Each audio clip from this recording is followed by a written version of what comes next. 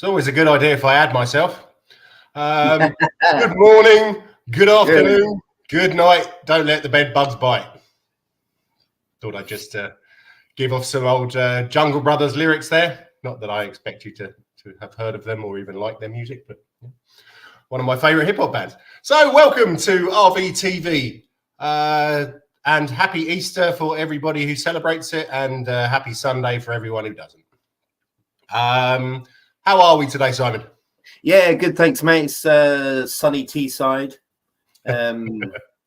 which is not a thing you say very often, but yeah, it's a lovely day today, which I'm not going to experience anything of because I got a massive hangover from a very, very good music festival yesterday, Stockton Calling, which was brilliant, absolutely brilliant. And the good thing is you could get to see a new favourite band, and see all your favourite ones that you've already got, and then people, fellow music fans from far and wide come, and it's great to see them and catch up with them. So, but yeah, paying for it today.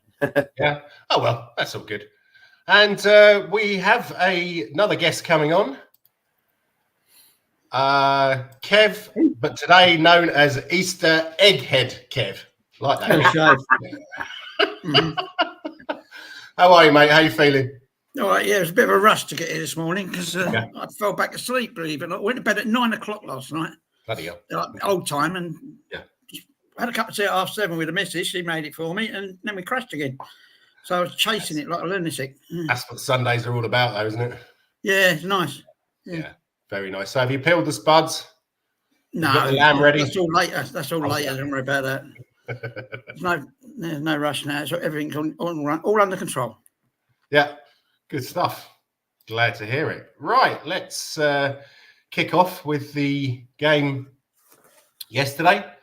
Tottenham versus the Scummers, as they're known in my part of the world, because I had a lot of Watford fans living around there. Lineup was Vicario, Porro, Romero, Dragusin, Udogi, Sarr, Bissouma, Kulu, Maddison, Werner, and Son. As discussed yesterday, another awful first half. Yeah. Talk to me, Kev. I think you watched it live, didn't you? I know that Simon. I did, yeah. Well, probably on a small delay, but yeah. Right from the off, when it's Kulu's done his usual running around in circles and going nowhere, and next minute the ball's lost and it's in the net. And it happens so often now. It's rinse and repeat. And then you're always back against the wall, and somehow if they get another goal when they're 1-0 up, it's 2-0 and it's game over. We can't be always chasing 1 goals and 2 goal leads. It's just so annoying because we're not forward playing enough. We're not forthright in our game. It's let's sit back and develop something. Instead of going long or going for the goal. That's what I want to see. And it ain't happening. Yeah, well, as you call it, the horseshoe stuff and that. Yes. Yeah. Well, I just want to ask a question here. Why do we perform again and again like this in the first half? Yeah. Is it because you think they're trying to conserve energy for the second half? If that is the case, then it's basically playing Conte football. Mourinho was obviously different. They try and go out and get that first goal in the first 20 seconds and then try and hold on to it for 90 odd minutes. Yeah. But why do you think this is? I just don't understand why they're not coming out and playing this ball, apparently, which is high tempo attacking football. Yeah. They don't seem to, with the goal yesterday, everybody's just jogging back after Kulusevski did that absolute hospital ball. Yeah. And then who was it? I think it was Bissouma with an absolutely dreadful attempt at a tackle. It might be Sarr, I'm not sure. Yeah, I can't remember. How did that find its way across the penalty area? Yeah. I just don't know. Simon, talk to me. What do you think? It's not us. It's not us. It's the way we play, the way we're set up is always going to allow the opposition space. So it doesn't matter whether they, go for it in the first couple of minutes or the last couple of minutes.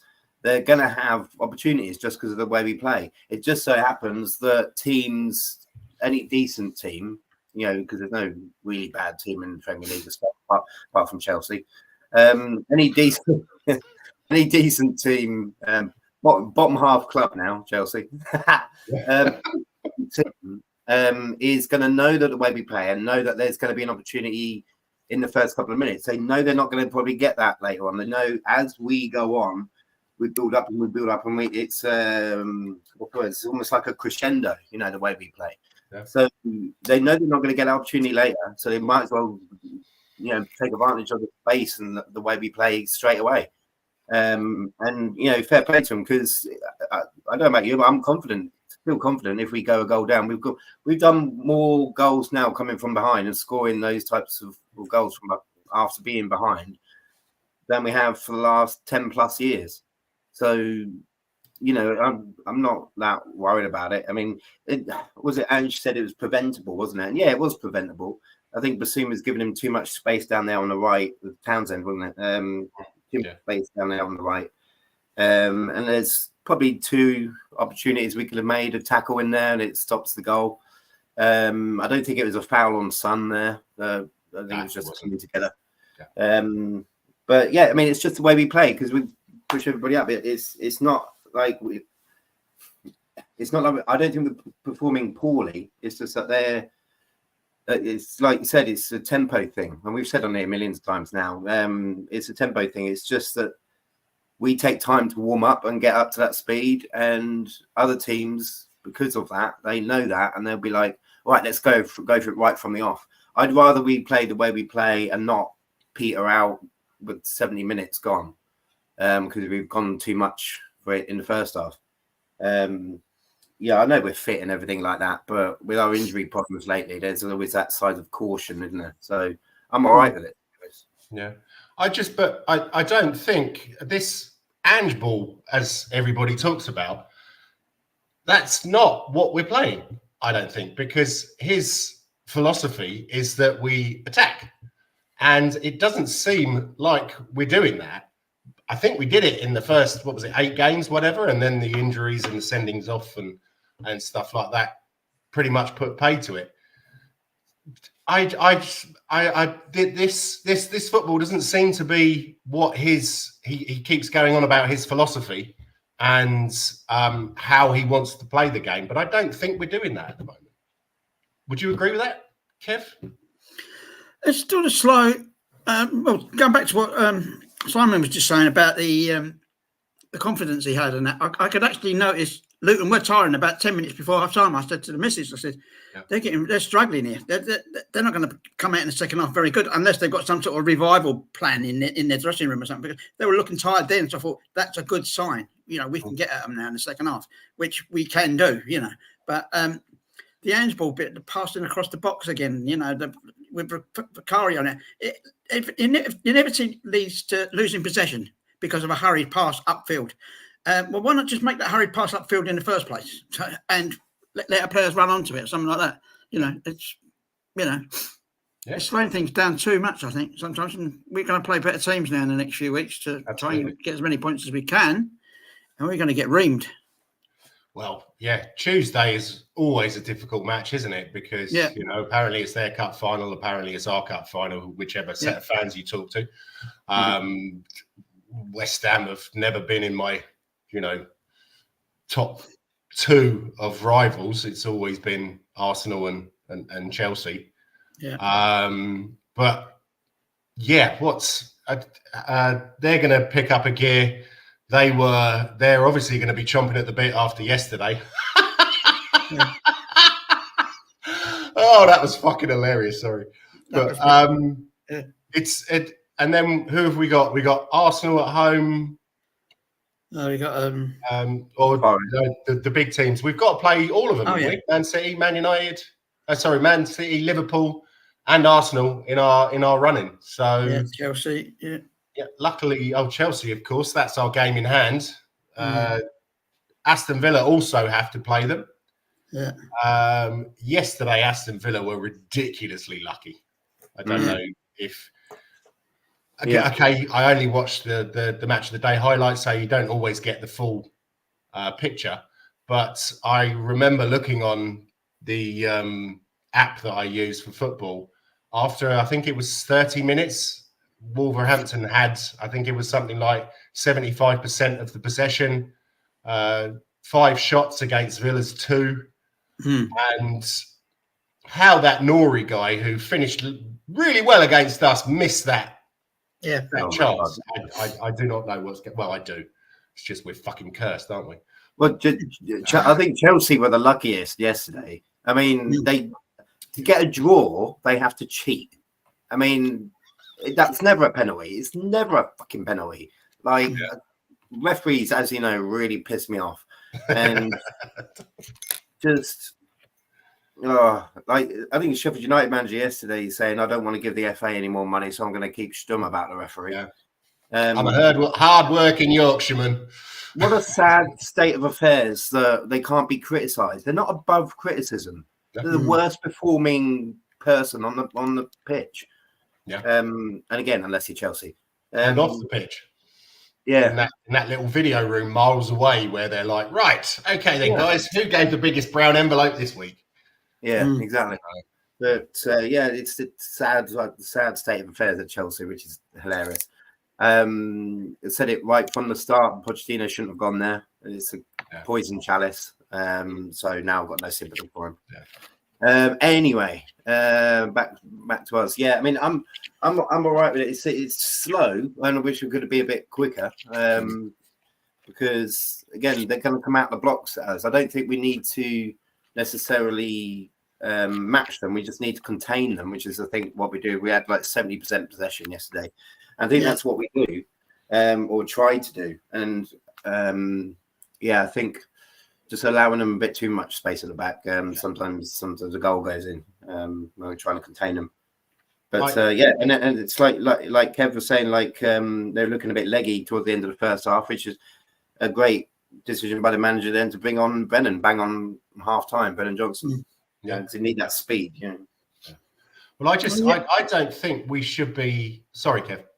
No, I was just going to say, if we'd have put away those chances, Werner and Sonny, Werner had just hit the wrong way. I'd have gone for the near post option myself if I was young and fit. But, you take these decisions and you thought, oh, here we go again. And then Sonny's one bouncing around everywhere and 2 other follow-up shots. It's like if Werner and Sarr, yeah. If they go in, it's a totally different game. You come out at half time and you muller them. You really do. Yeah. Well, on a different day, they do go in. Do you know what I mean? Yeah. It's just, it's just a lick of paint for Werner's, wasn't it? Probably like an inch wide. Yeah. And then how often do you see the ball hit both posts and come out? Like that's Jesus. And then they're charging around. This is something I noticed as well. It seemed that every time we had a shot, a Luton player was behind it. Yeah, they were like diving around like I don't know, fucking Spider-Man. It just didn't seem. It seemed like they had 20 players on the pitch to me, because every time we had a shot in the first half, there was a player there, and in the second half as well. But as you said, Johnson coming on. Still, I think the second half wasn't much better, but Johnson coming on did change the game, and him and Porro seem to link up really well. I do have a little bit of a complaint about Porro. He should have buried that shot on the edge of the area. Have no blasphemy on this video. Okay, I'll let you take your like down.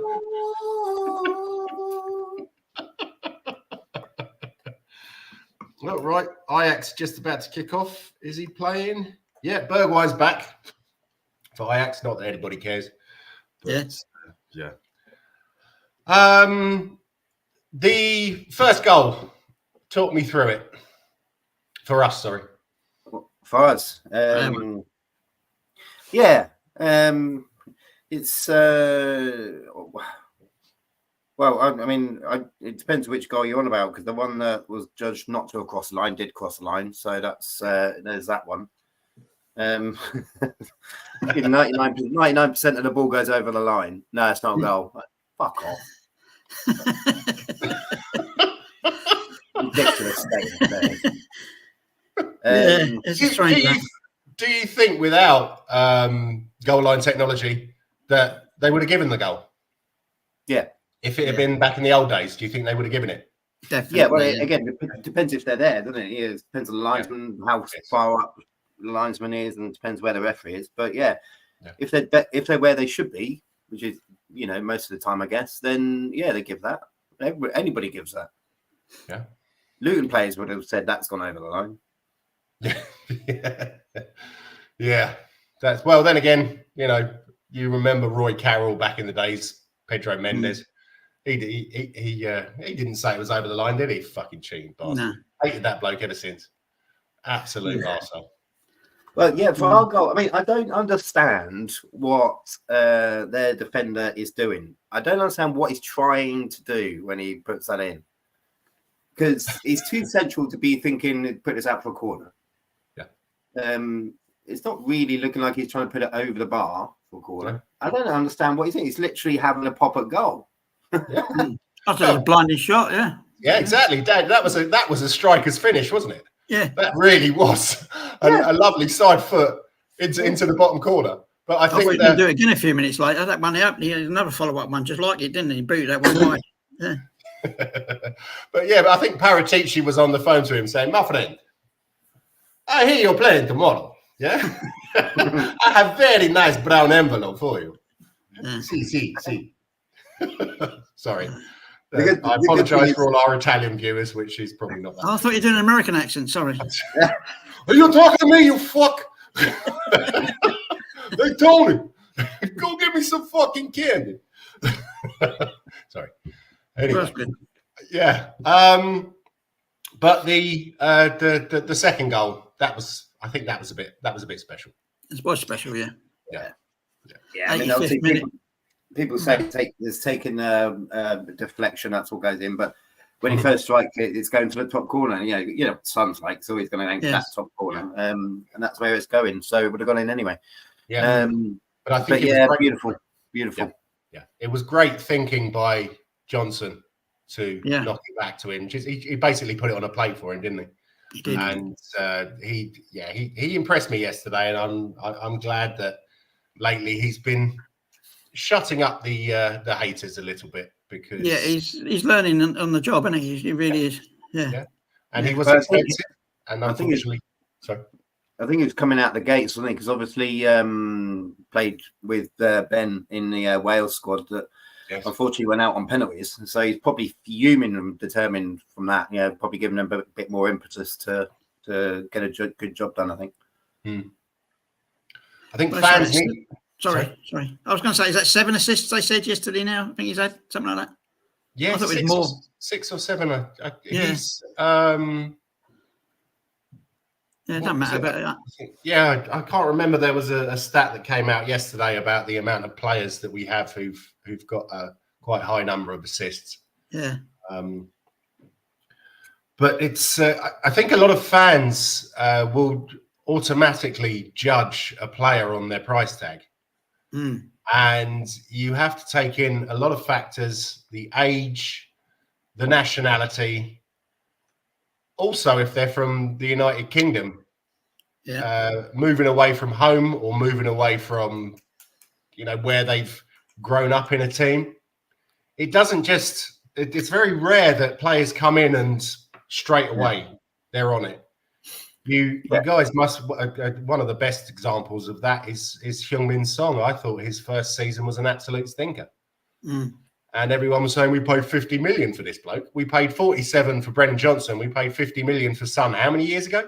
Yeah, so that was a lot of money there. 10 years ago, 2015, wasn't it? Yeah. Yes. Yeah. So has he been there for 9 years? Bloody hell. Yeah, well, I suppose, fifth top goal scorer now, isn't he? Yeah. For us, which is bloody special. The only disturbing thing for me, from a stats point of view, the only disturbing thing for me was, Luton, it's like Andrew said, they're never going to lie down, are they? And they are going to throw themselves all about trying to stay up, obviously, and fair play to them. But they were a bit more economical, a bit more efficient. So they had 3 out of 7 shots were on target. I think with ours, it was like I think 4 out of 17. I think 4 out of 14 shots on target. So I think that's probably natural considering what I've been said before. You know, we just don't know who's going to score when it comes to Spurs, which is a good thing. Anybody can score because of the way we play. And I suppose if that's the case, then you're going to get that kind of statistic, you know, in terms of efficiency, because they're not strikers. They're just, you know, they're just having shots. So they're probably not going to be on target. But if we'd have come away with a loss, you know, they've got to point to that kind of efficiency or lack of efficiency as a key thing. Yeah. Thankfully, we didn't. I mean, I don't know if it's going to be a problem. It's probably not going to be a problem against Luton, but when it comes to like Man City, Liverpool, Arsenal, probably is going to be a problem because we're not going to have that many shots. We need to be more efficient with the ones we do have. Yes, definitely. I think it's always nice to see. Sorry, I think it's always nice to see a team that starts time wasting after they go 1-0 up. It's nice to see them coming undone. You know, they as soon as they scored the goal, then whatever his name is, Kaminsky, wasn't it? Yes. The keeper, he was down. You know, he wasn't injured. He just wanted to waste time, and that's what they were doing. That was their game then, wasn't it? Until they, you know, they come unstuck. All the amount of time wasting they were doing, and the other fella had to come off eventually. Quang, or his name was Wong. Yeah, him as well. Time wasting. They're all at it, you know. Yes. Calling for the trainers to come on and coaches to come on and that kind of stuff, you know. And it's nice to see them coming undone. I was quite surprised. I'm pretty well. I might be wrong, but I'm pretty sure I heard boos for Andros Townsend. No, I didn't actually. I caught it late. I missed the kickoff. I just got there as the ball kicked off, so I don't know when it was. So, but I think he was after they scored the goal. He got hold of the ball, and I'm sure I heard some booing. All right, which surprises me because I don't think he left in a bad manner, did he? No. And he's also spoken about it was gambling problems, wasn't it? Or no, it was just that he went out on loan and he tried to showboat. I think he was at Millwall or somewhere like that. He tried to showboat. And, you know, one of these blokes who plays at Millwall doesn't get paid an awful lot, needs to get the win bonus to be able to pay his mortgage and stuff like that. I think had him up against the wall in the dressing room saying, you do that again, mate, I'm going to do you. I mean, obviously, you know, that's what Millwall's all about, isn't it? But I think that he was a decent servant when he had game time for us. What was that goal that he scored? I thought as much. Siri. Is that Siri? Oh, hello. Yeah, she agrees with me. Or he agrees with me. I thought as much and he just said good morning. Yeah, right. Turn that off. But, yeah, I'm surprised at that. But, yeah. I don't know what he's doing there. He's a decent player still. He's in the twilight of his years. I don't think anyone else wanted to take him. It's a bit like Ross Barkley. He's not spring chicken anymore, is he? He's 30-something, isn't he? Yeah, 31, 32. A bit like Ross Barkley, who's a bit younger. Yeah. But he went to Chelsea, obviously chasing the money, never got in the team. Then he went to Italy or somewhere, didn't he? France, I think, maybe. I can't remember. It was an odd one, anyway. He's been really good this season. I wouldn't be surprised. Class, If Luton go down, which I expect them to, I wouldn't be surprised to see him back in the Premiership. See, Chelsea is a bit of a graveyard for some players when they go there just for the money, isn't it? You know, you can think quite a few that went there and they, you know, they never got in. Winston Bogard sat on the bench for 5 or 6 years, didn't he? Yeah. Middlesbrough did the same thing. We had a goalkeeper at Middlesbrough here that was the second choice keeper. And he was an all right keeper, but he went to Chelsea and literally sat on the bench for 2 years. He played 3 times, I think, in 2 years. Was that Turnbull? Yeah. But he was in the twilight of his years, wasn't he? And so he came along. It's just like that Scott Carson. I think he's at Chelsea and he's part-time coach, but also third choice goalkeeper, which you can kind of understand because you want to keep up your homegrown players quite tight. But still, I suppose if you don't want to, if you think you're coming to the end of your years and they're offering you stupid money, it depends if you really want to play. It depends what your motivation is, doesn't it? What motivates you? You know, greed, obviously. Yes. Yeah. Okay. Man of the match. The tough one, because Sonny struggled quite a lot all the way through, but he kept plugging away. And when I said to the missus, he's always likely to score a goal. This is the thing with him, you know. I don't want to see him taken off because, well, unless he has scored a goal like yesterday. But there was a lot of game management going on yesterday as well with our team. I think as well, he's like saving some for. I don't know what was wrong with Maddison. He went straight down the tunnel as well, didn't he? Did he? Okay. Yeah. There's some people saying that he's got his feet under the table now, feeling kind of comfortable, making a lot of money, doing a lot of social media stuff. Are we looking at another Delhi? Oh, don't know. Don't jinx him like that, man.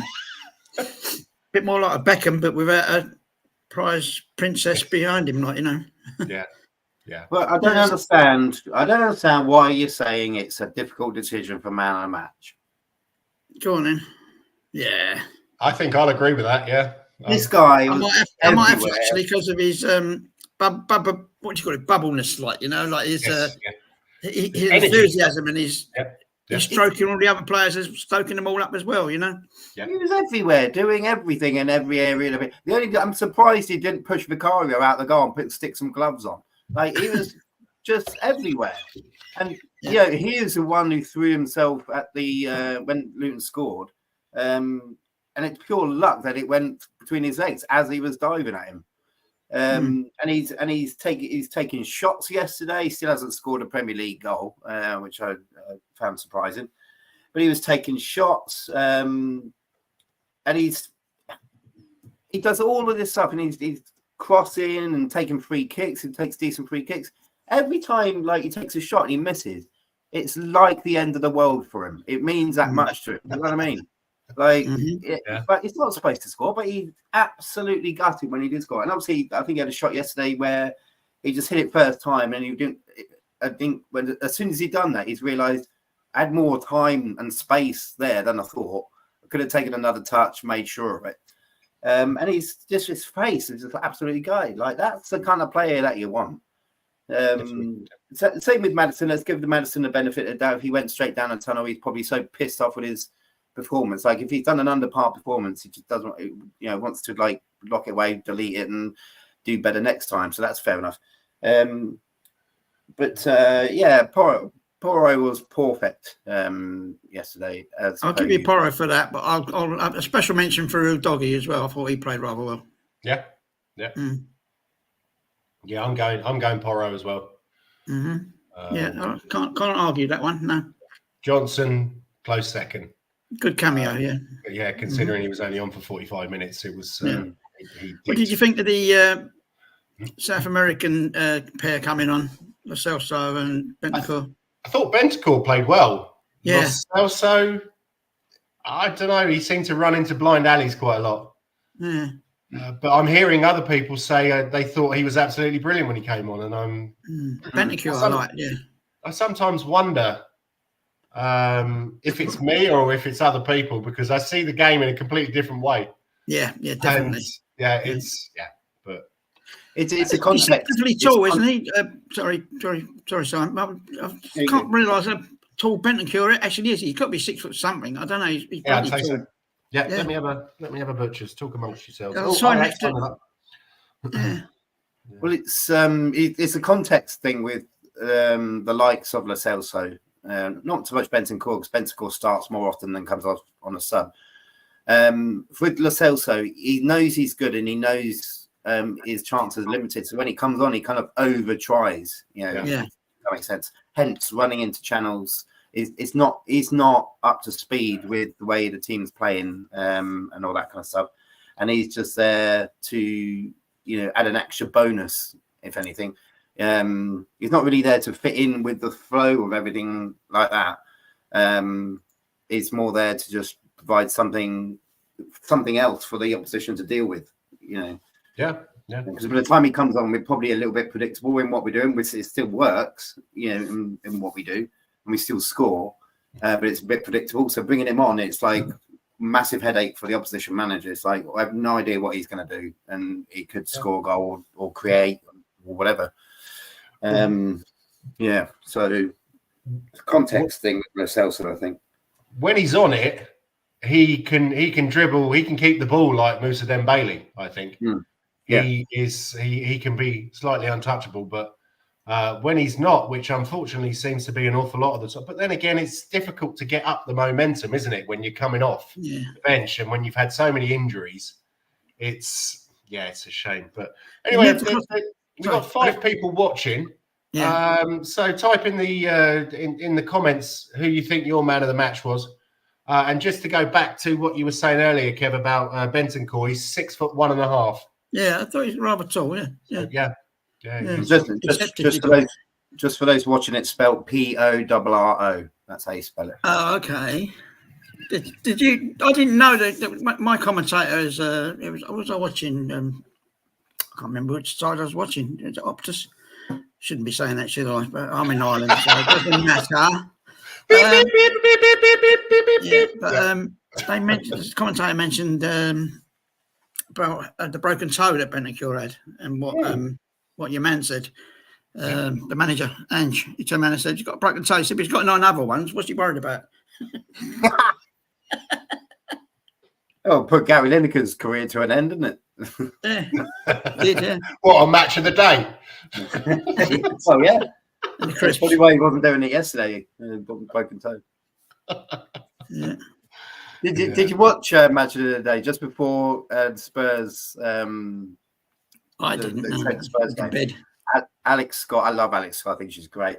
Did you hear what she said? She said the last time Spurs played Luton, Gary Lineker scored. And she went, "Wow, that must have been a long time ago." I think Alex Scott is full of complete and utter bollocks. What's his name? The Newcastle Craig Bellamy came on and was talking about the sending off of what's his name, Vincent Kompany, and also Assignong or whatever. Oh yeah. And she said, "Oh, Craig Bellamy being diplomatic as usual."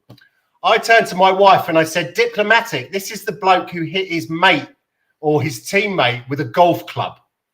How the fuck is that diplomatic?" I'm sorry. I don't think she has a clue. And I think she presents very well and stuff like that. But a lot of the stuff she says, I think she's talking out of her fucking arse. So, yeah, anyway. And also, she's a gooner. So. It was 91 when Lineker scored that goal. They said it on my commentary team, yeah. Oh, okay. Because I think the picture I put up was the picture for the YouTube show was when we beat them 2-1 and Paul Stewart scored twice. All right. So you can see David Howe celebrating in the area. That's a good one. So just going back to what we were talking about earlier, do we think it's the manager or the players in regards to this slow start in the first half, which we definitely weren't seeing at the start of the season? It's a bit of both. I don't know. I think they're trying to play restrained, and controlled, but it's a haphazard thing, They're not breaking through and having goal attempts, and that's what I want to see. That's what everyone wants to see. They pay their money. It's the players. You look at Porro. He's on it right from the off. He's like, Speedy Gonzalez straight from the off, and is all the way through to the final whistle. I think it's the players because it's a tempo thing. It's just like, because of the way we play, you can't. You have to do that slowly a few times in order to get the rhythm first before you get the tempo. It's just the players. I think Ange would very happily want them to go out and be 2-0 up after 15 minutes. I think he'd be very happy with that. So I think it's down to the players. It's just a tempo thing, isn't it? And just takes a while to warm up. Yeah, but should it really take a while to warm up? Because of the way we play. You know, the way we play and everything. There's so many different intricate passing moves. You have to do that slowly a few times first. It's like, right, okay, we know what we're doing now, like a muscle memory kind of thing. We know what we're doing now. Let's change gear. And that's when the likes of Porro and Basuma and stuff all of a sudden change gear. And I saw Jagusin doing it as well, coming forward with the ball. So it just takes a while to warm up. It's not like if we were just playing like pass it around a couple of times at the back, then hoof it forward, then we could go 2,000 miles an hour and go for it and run at them. But that's not what we do. So it takes a while to get used to it. Yeah. Well, there was a lot of wasted crosses yesterday. Like Werner and a few other people, they've chopped the ball in, and there was hardly anyone in the area at all. Or at the far post, there's no competing centre forward in there in the mix. You know what I mean? That was I have to say, I was just happy to see us getting crosses. Yeah, because about 3 or 4 in the first half, I think. Yeah, I think that a lot of the time it's too much players trying to dribble in. Well, I think Werner is pretty decent at sending crosses in. Kulusevski just wants to take the whole world on, doesn't he? And but it's not working for him at the moment. Not at the moment, no. I said last week I'd like to see him drop for this game, and I was kind of surprised to see him on the pitch. I think he fell over the ball twice, passed the ball to the opposition 3 or 4 times. I don't remember him doing anything. Oh, maybe that run where he passed the ball and then they went down the other end and scored. That was about the best thing that he did. At one point in the first half, he was deep down in the left back position, and I thought, "What are you doing down there?" And there was a throw in. They got a throw in. He had to leg it all the way up the front, diagonal, right across the pitch. I thought, "What were you doing there in the first place?" You know? It just seems we have so many players off form at the moment. Yeah. Ones that we thought we could rely on, such as Basuma, Maddison, Bentancur. They all seem to be. I can understand Basuma having malaria never helps, and also being at the African nations as well. He must be knackered. Kulusevski and Maddison. Okay, Madison's just come back from injury, so there's only really one. It's Kulusevski. He just seems massively off the ball. I don't think he is off form. I think it's just because he gets swamped every time. Last 2 games, he's done exactly the same thing. When he gets the ball, everybody knows he's been sussed out now, so everybody knows the type of player he's either going to do one of 2 things. So they put at least 2 players on him as soon as he gets the ball. Now, he can't really do much with that, whether he's off form or on form. But at least does a job in itself, because he's taking players away and freeing up space for others. The key thing is either we unlock that somehow and get him out of there somehow, again, obviously by changing position. Because I think he started off on the right and then went to the middle, I think. So that's what they're obviously trying to do. Just unclog him from that. But even if they don't, even if he just drags players with him, it frees up Maddison and Son and whoever else. Yeah. So that does a job in itself. It's not obviously what Kulusevski would want, but it's doing a job for the team. Werner does do the same thing. Werner is almost like a mirror image, of what Kulusevski can do. It's just that Werner has more space on there because he doesn't get swamped at the minute. He will do as time goes on. And that will free up Kulusevski. So, it's going to very similar players on both wings. One's free and one isn't at the minute. What I'd really like to see, due to the fact we play inverted wing backs, is that we play normal wingers. I'd like to see the inverted wing backs come in, and then the wingers go on the outside. Whereas I think Kulusevski also always cuts inside, which I don't think is. I'd like to see him as an attacking midfielder. I don't know. People say a number 10, a number 15, number 7. This whole number thingy, I still can't get my head around it. It's probably because I'm not very intelligent. But as an attacking midfielder, in central attacking midfielder, where Maddison plays, because it'd be kind of difficult to drop Maddison and then play Kulusevski, because neither of them are doing it at the moment. Well, I think no. Let's not forget. Maddison's beautiful chip cross thing for Romero's goal last week, the week before. Yeah. I think he's to be doing more. Well, maybe I'm asking too much. I don't know. Yeah, man, I think it is asking too much, just because it depends. It depends what kind of game it is. When you've got like a game against any of those bottom four, 3 or 4, like Luton are, they are going to do exactly the same, which is they're going to throw themselves at the ball. They're going to disrupt. They're going to try and stop the rhythm. With more open teams, like again against teams like Liverpool, that kind of thing, Maddison comes more into his game. I think it's just a case of him. He doesn't have to produce something spectacular every single week for us to win. So I think we're putting too much pressure on him. I think we've got other people we need to look at. Basuma's probably the most inconsistent in terms of performances this season. So I think it's players like that we need to look at and think: is he unhappy here, or what's going on? Is it a confidence thing, or maybe it's literally just a talent thing? Malaria. We know he's got it in him to be good every single week. I just don't know why he's not doing it. Brief touches yesterday on it. He wasn't totally useless.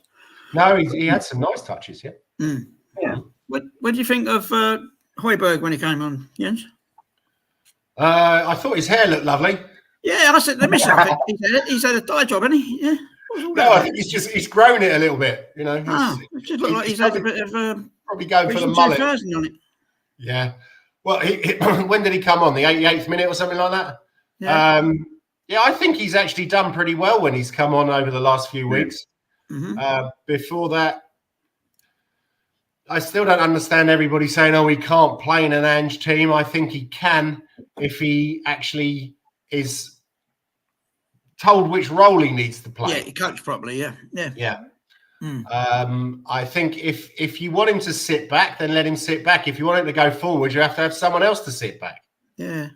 We can't have 2 box-to-box midfielders. It doesn't work, I don't think.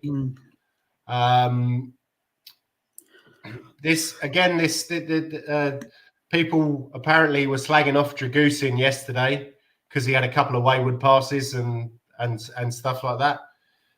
You have to understand it's his second game in a team in the Premiership and a team that only really plays with 2 defenders. Yeah. So it's and the goalkeeper. And he's playing left back with a right-footed player. Exactly. And also it does work for a lot of people, but if you're not used to it, you got Yeah.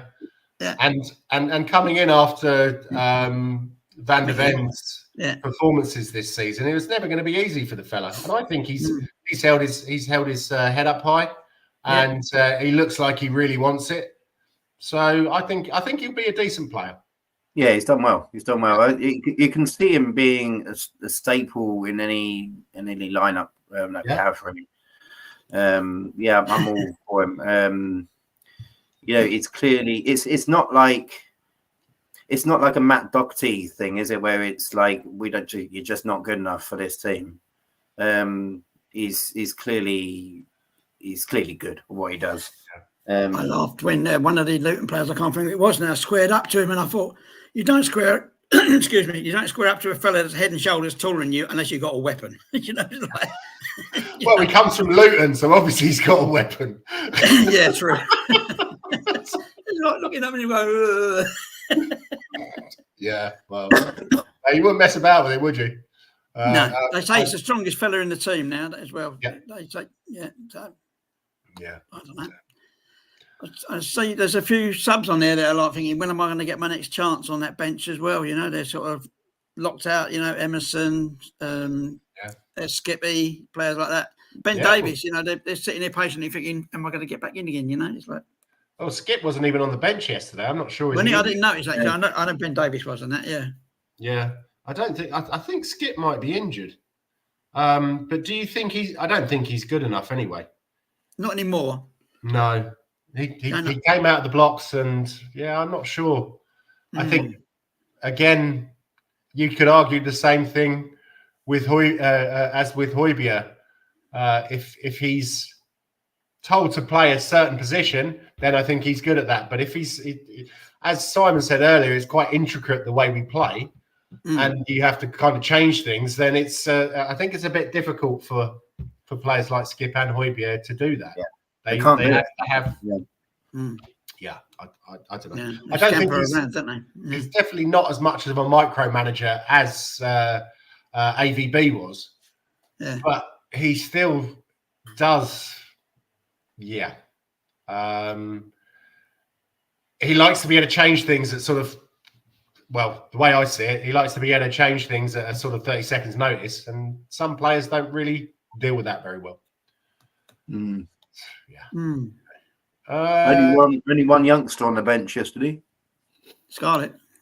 Austin. Yeah, it was only Austin, yeah. No, I didn't so much notice at the bench, to be honest with you. Yeah, there wasn't much to really get excited about apart from Mickey van der Ven. Richarlison, what do we think about him when he came on? And also, what do we think about his video during midweek? Have you seen that? I didn't see that, no. No, I didn't see it. I only saw like Ange. I thought it was repeating the old one. No, he said apparently he was in. He had an interview with Brazilian TV, I think it was, about his depression, and he was crying and stuff like that, saying, "Why have I, I've just played in the World Cup, and I can barely get out of bed."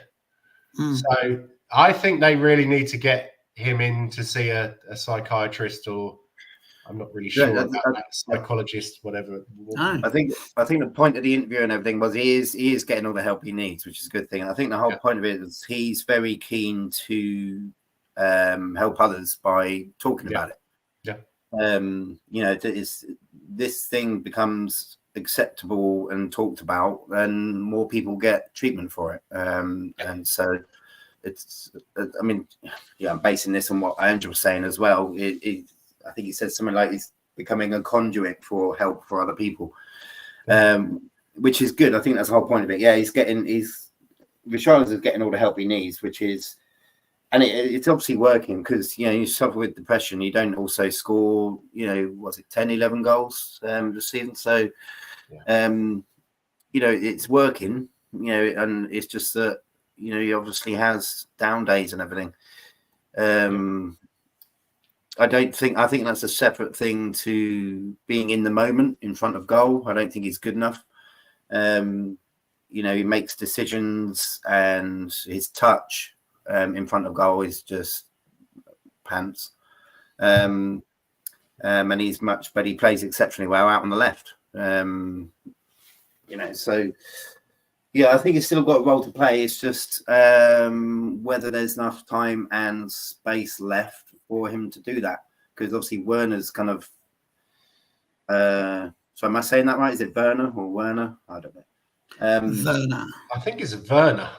Werner, yeah. Yeah. I worked with a Swiss kid, yeah. I worked with a Swiss kid in the 1970s. He was Werner, yeah. Okay, yeah. Werner's basically occupying that slot that Richarlison did have when he was playing well. So I don't think there's any need for Richarlison now. We do need a striker. I think we need a much better partner for Son. Because when it comes to Luton and stuff like that, the team, a slightly off form, slightly under tempo team will beat Luton.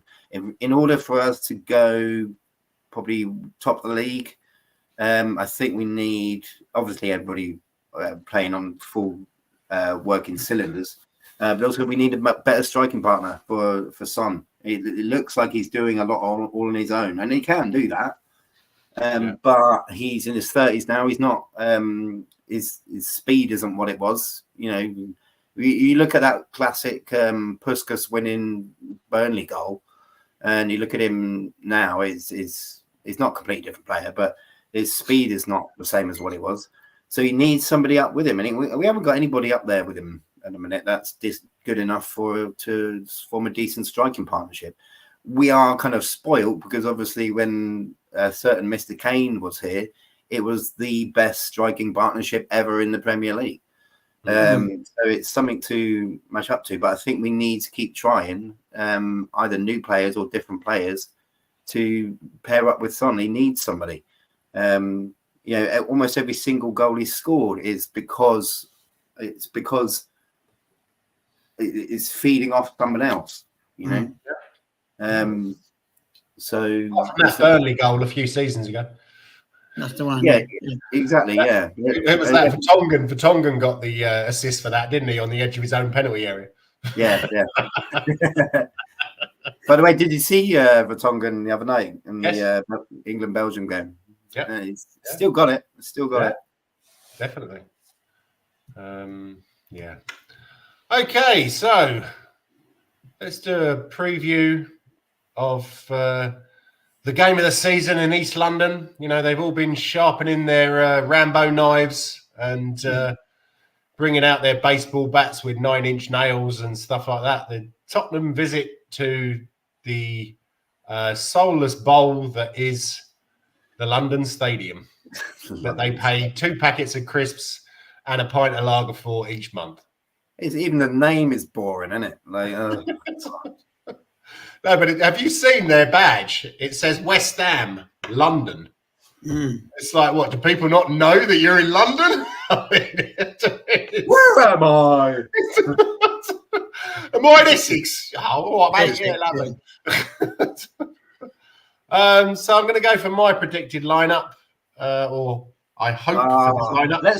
Let's just hammer them 5-0 and move on. Pathetic little twats they are. Yeah, well, I think it's a 8:15 kickoff, isn't it? If I remember rightly. Yes, yeah. Which is nice that I'm not working next week, or at the moment, so I can stay up and watch that. Otherwise, it would have been a little bit late for me having to get up at 6 o'clock in the morning. Yeah.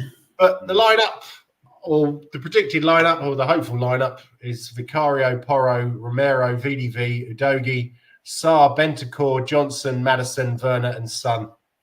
Yeah. I do apologise, Johnny. I've dropped the Swede again, but I'm sorry. He proved me right yesterday. How was Sarr, by the way? Because I didn't really feature much.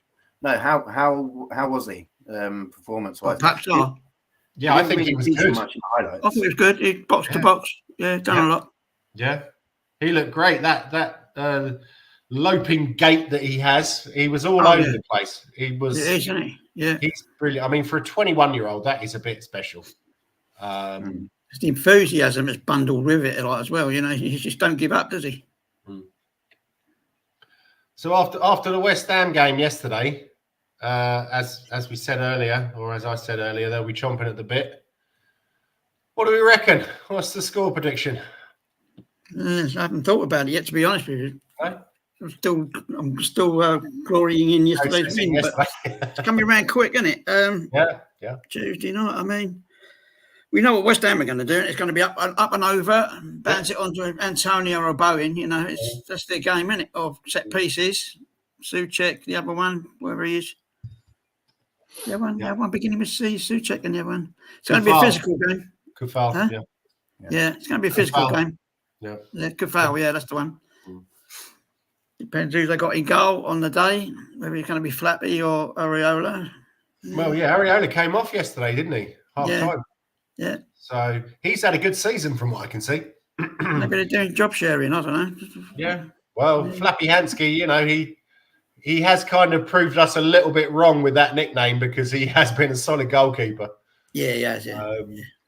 So I don't like to give credit to ex-Gooners and current spammers, but you know, he has been a decent goalkeeper. Compared to who was it they had before, Rob Green or whatever. He always had a mistake in him, didn't he? But so Simon, have you thought about it, or do we? Yeah. Yeah. I think we're due for a thrashing, and this is the ideal one. 5-1 I'm going for. I'm going to give them the benefit of the doubt. It's going to be it's good. It's their goal. I always like to hedge my bets in terms, especially away from home, that you're gonna, if you can't score in your own fucking stadium, then there's something wrong with you. You should be relegated. But so yeah, 5-1. I think we absolutely need to hammer somebody just for all the players as collective kind of confidence thing. With the likes of Kulusevski, you know, he's not playing terrifically bad, but he's getting swamped by opposition players every single time. And that knocks your confidence and everything. So I think, 5-1 and Porro to score all of them. 4-2. 4-2. Yeah. Because they're going to score goals. They always score goals. Yeah. I reckon they're going to beat us 1-0. Really? What? Yeah. Shut up. Yeah, no, sorry. It's just I always have a little bit of confidence going to Arsenal because I think that's the game that we really get up for, because they're really our main rivals. But going to Chelsea and going to West Ham, I never do, because they see us as their main rivals, so they always live their game. Whereas we're sort of, I think Chelsea a little bit less. But West Ham, it never seems to be that the players are really that bothered about it. I know that the fans and the, you know, well, especially the hooligans like to hate West Ham and also hate Chelsea. And yeah, I mean any normal human being would hate Chelsea, but I don't think the players really always seem that bothered about it, and I don't see. At the moment, I don't really see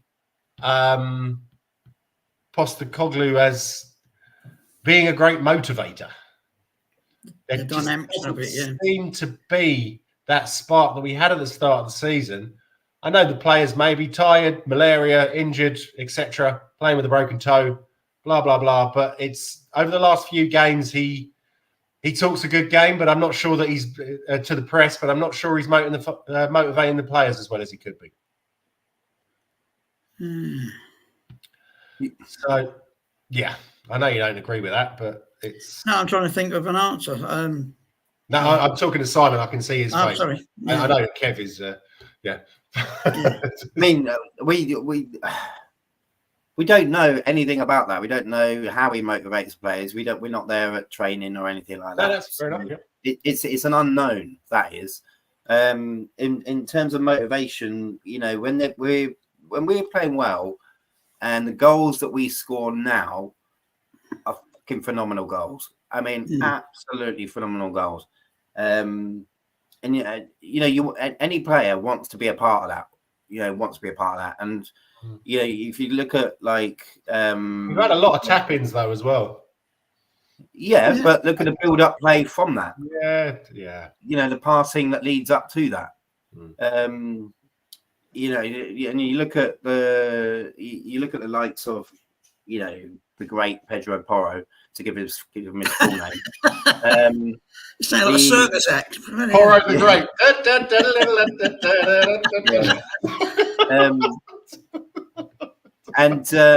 You know, you can't get much more motivated than that guy. That's true. Yeah. But he's self-motivating. I think a lot of them are like, well, look, I drive a McLaren F5, I drive a McLaren whatever car, and I've got a beautiful girlfriend and a massive house, and I spend most of my time playing Fortnite. My manager really needs to get me up for playing 90 minutes. Yeah, well, I completely disagree, especially when you look at the interview with Adogi this week as well. Yeah, that's true. He's 21 years old. I'm talking about the ones who are maybe a little bit older, who think that they've maybe made it and are like, look at my wages, look at this. If he really wants me to play well, I'm throwing it out there. I'm not saying that it's as you said, we don't know what goes on. I just have a feeling that he's not motivating them as well at the moment, or we just have too many players who are not really either semi-injured, obviously have malaria, had playing with a broken toe. Well, like I say, it's an unknown, but the proof is in the pudding, isn't it? The proof will tell definitely, as time goes on. You know, Andrew's always said, you know, we're building something here, and you know, we're still doing that. Yeah. And you know, I think like what you're saying with your prediction, like I think you're basing that on historical games going back years and years and years. We lost to them at home this season. Yeah, we owe them a beating. Yeah, we lost to them at home this season, so it's not. Well, yes, that's historical, okay, but still, we're in a place right now where we've never been in before. You know, it's we're in uncharted waters here. You know what I mean? Like, you know, we've got everything going for us. Even own goals. We're the team that's got the most own goals scored for us than anyone else. You know, that's what we're doing to teams. That is pressure. Yeah, that's good. Yeah. Yeah, and you know, with that Luton's own goal yesterday, it wasn't an accident. It wasn't. He's a Tottenham supporter. He used to play for the Tottenham youth team, and he thought, I always wanted to score for Spurs. Now's my chance. I didn't. Yeah. And after the game, he apparently went up to Ange and said, "Did you see that? Did you see it? I want a free transfer this summer." That's what we're doing to it. It's not they're not even. We've gone beyond the point now where they're panicking and trying to put it out for a corner or pass it back to the goalkeeper and getting it wrong. We've got to the point now where it's like the queuing up and to score goals, and part of that queue is the opposition players to score goals. So that it's like, I mean, I'm kind of semi-joking. It's still bizarre. I can't understand what he was doing. But you know, if he doesn't tap it in, Werner taps it in. I'm sorry, Werner taps it in. Yeah. So you know, we're in uncharted waters. We've not seen the likes of this for many a year of what we're doing now. So I think if we don't, you know, if we don't win these days, it's an anomaly. You know, it's not the norm. You know, it's a blip. And it used to be the other way around. You know, a blip would mean we win. I mean, come on. When Martin Jol came in, when obviously the 80s as well, and the 90s and the early 2000s were dark days. Grim. Grim. When Martin Jol came in, he brought a bit of breath of fresh air for a start. Passion about it, and then Pochettino, obviously. Last few years haven't been so great, but we are. I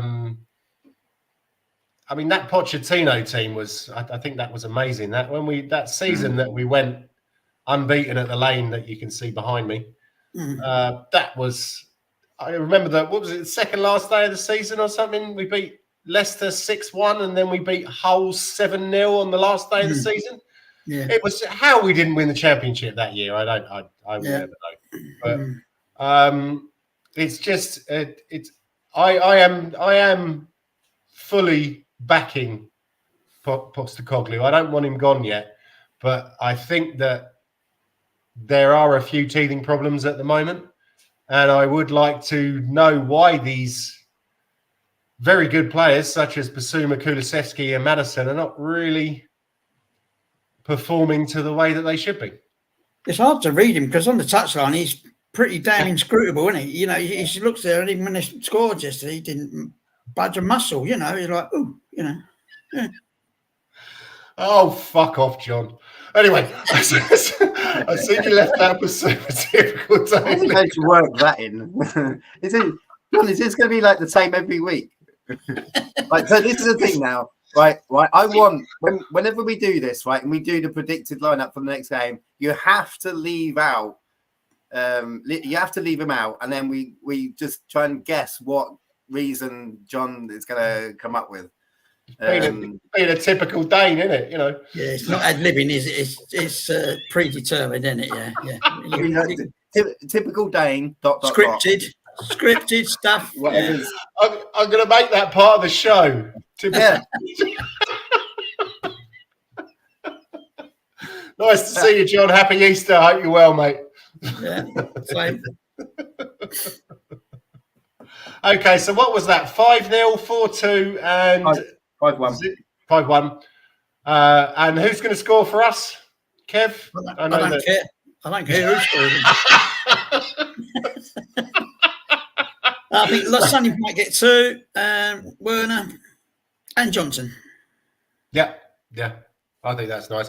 And I think, Bowen will score against us because he always seems to score. Without a doubt, yeah. But then again, so does Antonio. And so does that, Suchek geezer. Yeah. I think they'll have a different game than what we played them at White Hart Lane when they sort of robbed us that night, So if you get any goal, all well and good. They fall apart. Yes. Yeah. Could be a bit gritty as well. Sonny hat-trick for my 5. Sonny hat-trick, and then Porro's getting his first. I thought you said Porro was getting all of them. He's great, but he's not that great. Can you imagine if he did? Like, they'd have to open the gates. They'd still be running, like, celebrating the following week. I mean, speaking of which, he's going to score against the Spammers, and the celebration is going to be out of this world. I cannot wait. Can you imagine what he's going to be like? Like, you can see what he's like now, and he hasn't scored a Premier League goal yet. Can you imagine when he scores? It's going to be incredible. And then I don't know for the 5th. Let's go for an own goal for the 5th because Zuma. Yeah. And then everybody throws cats at him. Sorry. Yeah.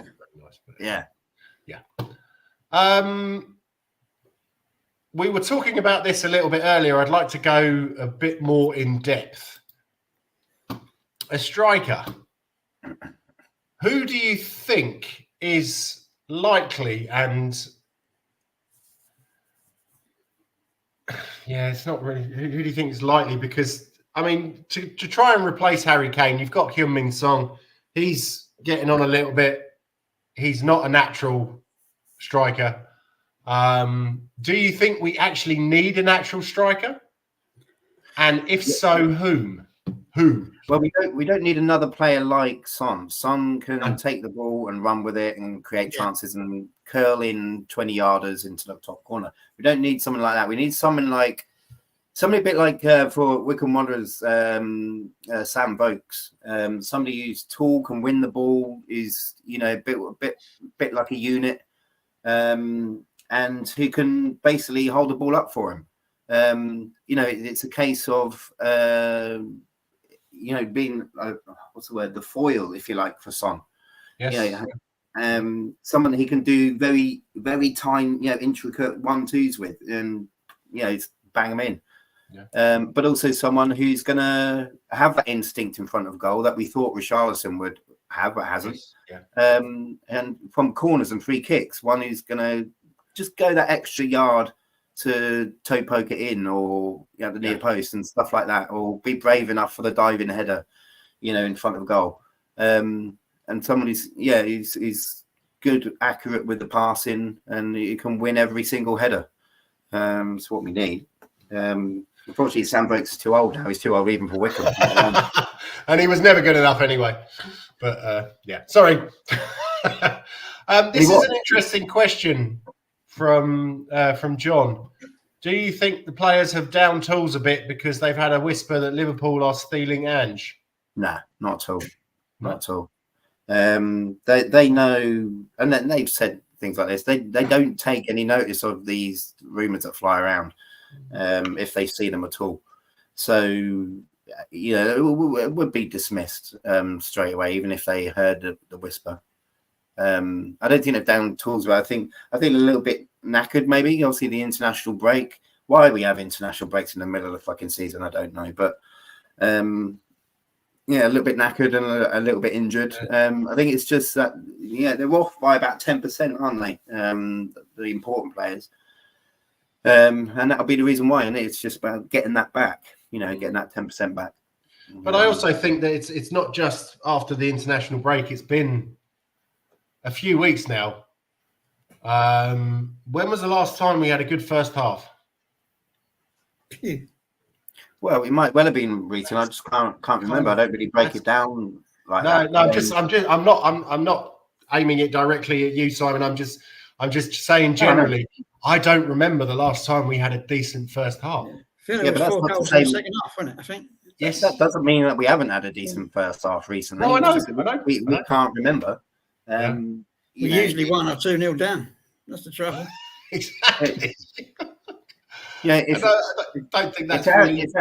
If Angel's here, like sat here right now, he'd say, and he would be, but he's cooking Sunday lunch for me at the minute. So he says hello. New Zealand lamb. Oh, sorry, he's Australian. No, sorry.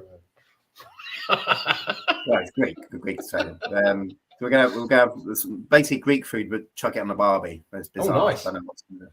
If you've got any leftover tzatziki, I'm there. Right, okay. There won't be, but okay.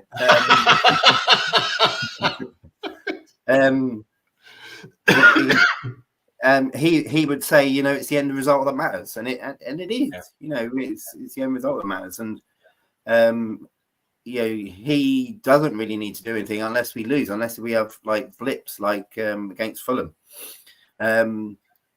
It is the result that matters at the end of the day. It can go back and tweak things, like you said. You can tell when he talks about the first goal, it's preventable.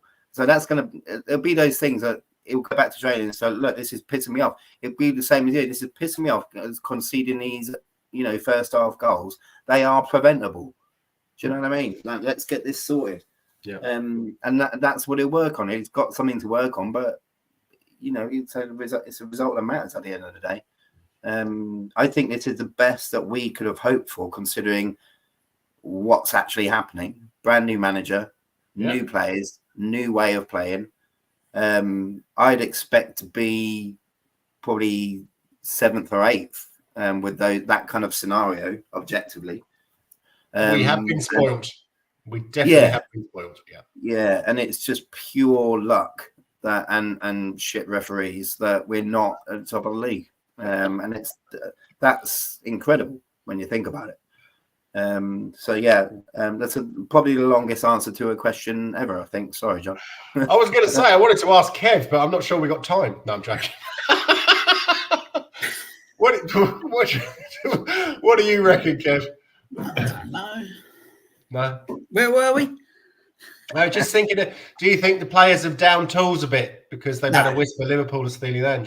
No, I don't think so. I anyway, another thing I wanted to say, right? Daniel Levy will never let it happen. No. He wouldn't, because it's his little pride and joy, and he's not going to part with that under no terms whatsoever. You know what he's like when it's a contract thing; he won't part with anything. Yeah, that's true. I mean, you guys, in terms of getting a striker, you guys, I think, have a better, view in terms of who would be better from other teams. Who could we get? I have to say, I don't watch a lot of football outside the Premier League, and I don't see any strikers in the Premier League that we could afford or that we pay the money for. Well, is there anybody at Ajax? Because obviously Broby's the only one, and he is he's basically Steven Bergwijn's second. He was at Ajax, came through the youth team, got all Billy Big Bollocks, fucked off to Leipzig, wasn't getting played there, came back to Ajax on loan, and now he's back at Ajax full time. So I don't think there's anyone coming through. In regards to the other leagues, I'm not really sure. The only thing I can really think of is coming from the youth team. Now, Dane Scarlett. Scarlett's had a lot of detractors, but Harry Kane didn't exactly start off massively in his loans, did he? He had a lot of loans, didn't he? Exactly. All over the place. Yeah. I think he only did well at Norwich, wasn't it? Norwich, Leicester, Colchester. I'm not sure. Millwall. Yeah, no. Millwall, he wasn't very. I think Millwall, he was okay. Leicester, they don't like him because he was crap at Leicester, and then he came and scored a load of goals for us, and they don't like us anyway because of 99 and 60, 61. So there's a possibility there. I don't think that Sunset Bell's going to make it. I don't think Jamie Donnelly could be an interesting one for Maddison's position. But yeah, I really we've got Bergvall coming, you know. Yeah, again, everybody's going on about this Bergvall guy, and to be honest, he's playing in the Swedish league. Yeah. Yeah, okay, you can the footage that I've seen of him, he scored a goal running from the halfway line against a second division part-time team. And I hear all of these YouTubers saying, "Oh my God, he's going to be amazing." Yeah, okay. I've heard that before. Lo Celso was going to be amazing. Yeah. I don't, until he actually gets here and he actually performs for the first team, I don't believe that he's going to be this wonder kid that everybody believes he is. If he was, why hasn't he been picked up by Barcelona? Why hasn't he been picked up? Barcelona can't buy anybody anyway. Well, no, he's a youngster though. You know. The other lad's a defender, the one we got on loan somewhere out there in Romania or bloody somewhere. I can't remember now. Yeah, the Croatian guy. Yeah, he's scoring for fun. He's playing. Yeah, he's gone on loan to a Polish team. Oh, is he? And he's a centre back, and I think he scored 3 goals in 2 games. Oh. So he's not change of play. Yeah, it does happen. It's been known. Yeah, absolutely. Something else from John. Traditionally, Ange doesn't like a focal point type striker. He likes an energetic pressing player as his central striker, so favours lots of speedy options who can play anywhere across the front 3. Yeah, interchanging. Yeah. Okay. So, but we do actually need someone who, well, we do need all of our front players to chip in with goals. Unfortunately, we don't have that at the moment. Werner couldn't hit a barn door with a banjo. I think I like the way that he plays, but yeah, he doesn't look great. Kulusevski again. Johnson's getting better. What about Neto as well, isn't it? Yeah, I think he's injured too much though. And here we go again. Typical Dane running down the Swedish league.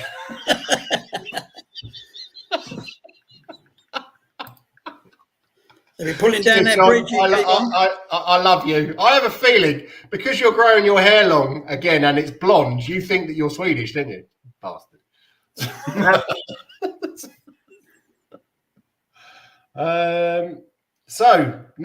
Neto, he's injured quite a lot, isn't he? So yeah.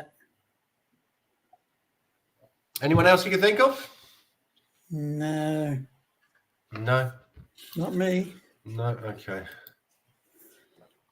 Right. So I just wanted to, after hearing that the plans for the 180 bedroom hotel at Tottenham. I can see it behind you. It's there. It's there behind you in the thing. Oh, absolutely. Yeah. Have been approved. I'd just like to say, Real Estate and Hospitality FC, you'll never sing that. Yeah. So, yeah. What do we think of that, guys? That'd be a white elephant. I mean, he wants to spend tourist time in Tottenham. Exactly. Does he really think he's going to turn Tottenham into Islington within the next 20 years? No, it's too many Somalis down there. No, sorry, no disrespect to Somalis, but it's they like robbing people, you know. Yeah. I think there's a lot of Albanians as well, and it is a place where people who can't really afford to live go and live. Yeah. Because it's cheap. It's like LA, isn't it? There's so many different gangs and everything around it at night. It is a ghetto. I wouldn't like to be there. I mean, hotels, running a hotel traditionally, like historically, is the money pit anyway, isn't it? Like, yeah. I don't understand. You have to charge very high prices to make money in hotels. Yeah. But then again, you have to think about it as well. I can remember when we were playing at Wembley, all of the hotels in that area made an absolute fortune through the bar, through people coming to stay. And I mean, Wembley makes a lot of money anyway, but it'd be part of the package, wouldn't it? You know, you'll have the tourists, the Swedes coming in, the Koreans coming in, playing loads of them, you know. Yeah.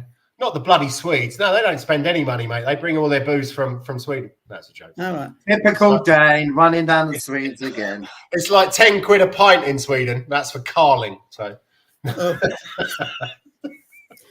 I'll never forget when I used to go skiing in the south of France, and the Dutch always used to turn up with kegs, you know, because they didn't, because beer was so dear. It was £5 a pint then 20 years ago in south of France, you know, because it was a short season, you know, they make as much money as they can in the bars and everything. And because they drove down, they didn't come down by plane, obviously being mainland.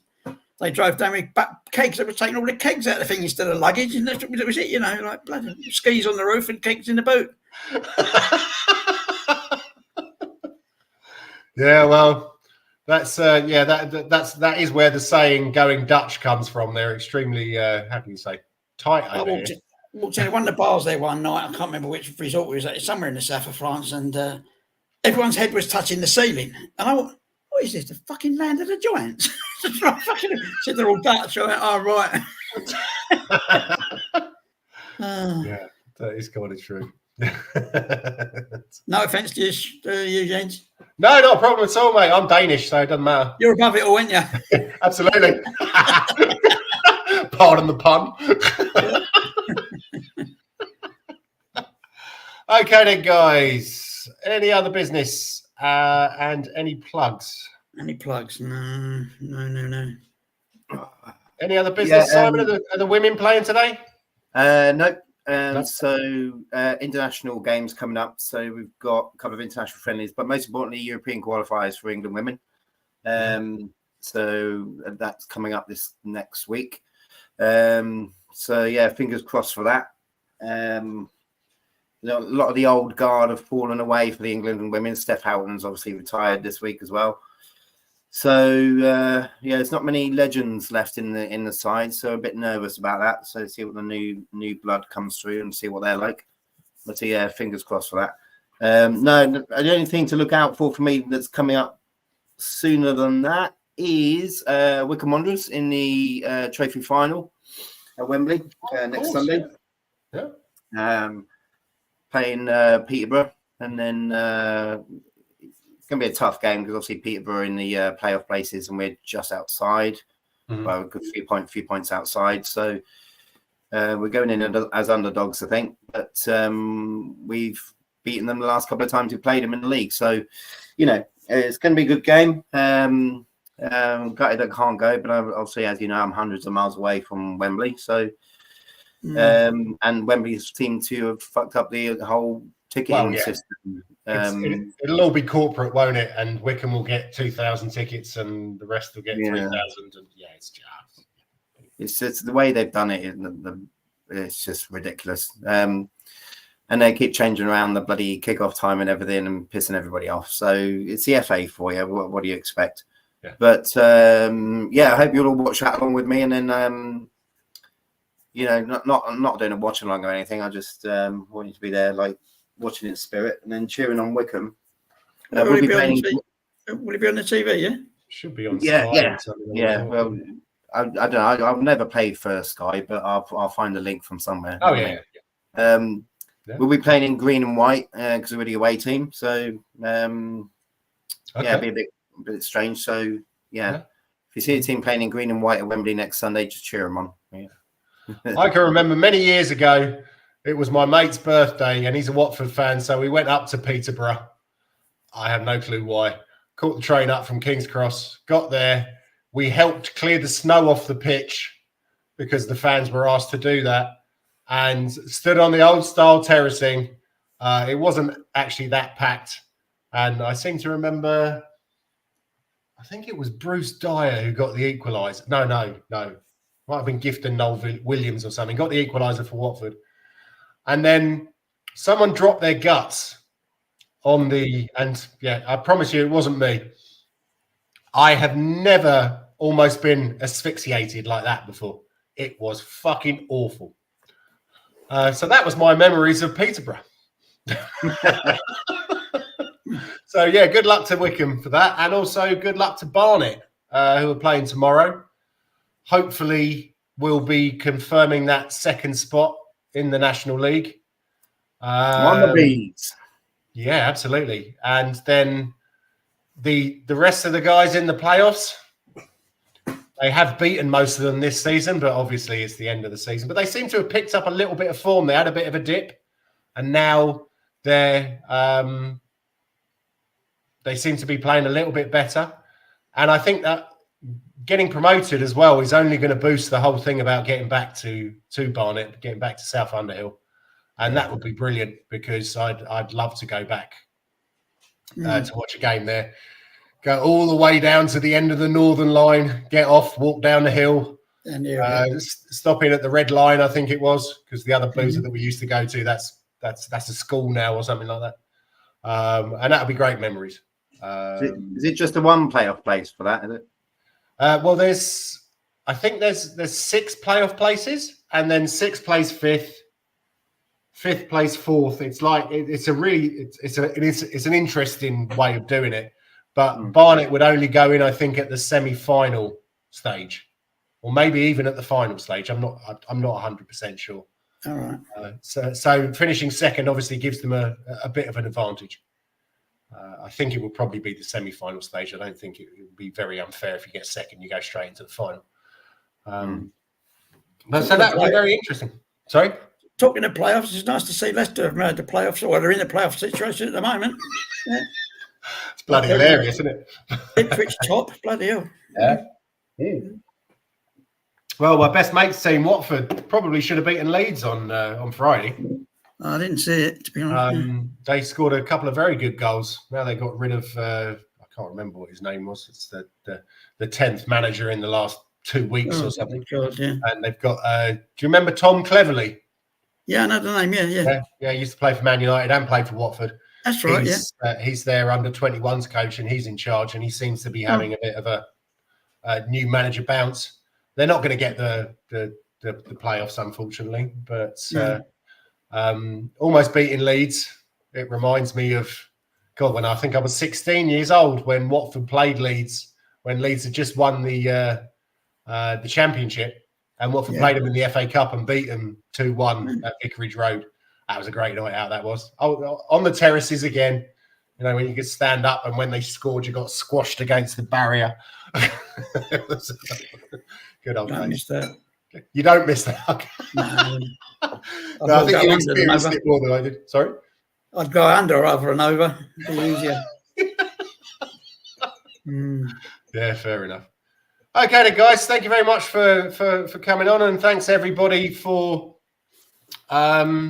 watching. We had watchers today. Sorry, we had watchers today. 5. Yeah, we went up to 5. I think it's bloody unbelievable. If you can, guys, give it a like and a subscribe and a share if you think the show was any good. Which you know, obviously, it always is, because we worshipping Porro the God, or Porro the Great, or whatever his name is. El Porro.